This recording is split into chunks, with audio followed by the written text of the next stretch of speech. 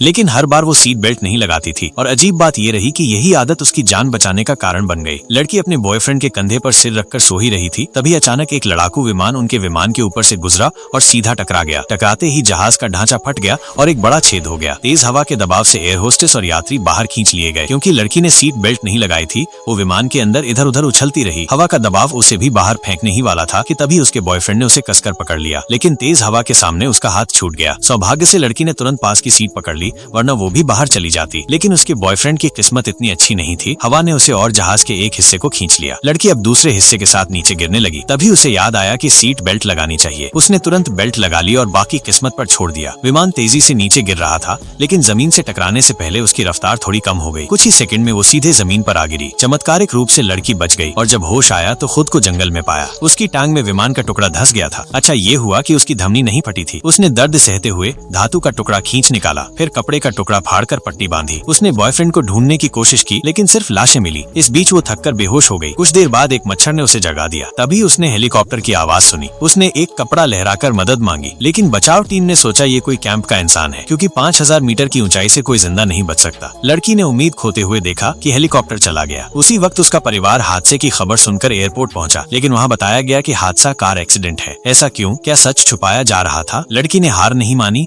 और बॉयफ्रेंड को ढूंढने का निश्चय किया, लेकिन तभी एक भूखा बाघ उसके सामने आ गया। उसने पीछे हटने की कोशिश की, लेकिन एक डाली टूटने की आवाज से बाघ उसकी ओर बढ़ा। वो डर से वहीं जम गई। तभी अचानक हेलीकॉप्टर वापस आया। तेज आवाज से बाघ डरकर भाग गया, पर हेलीकॉप्टर फिर से उसे देखे बिना निकल गया। थकी हुई लड़की दर्द सहते हुए वहीं बैठ गई। उसने सिगरेट निकालने की कोशिश की, लेकिन सब टूट चुका था। अब उसे समझ आया कि जिंदगी और मौत का खेल अभी जारी है। दूसरा पार्ट देखने के लिए चैनल सब्सक्राइब करें।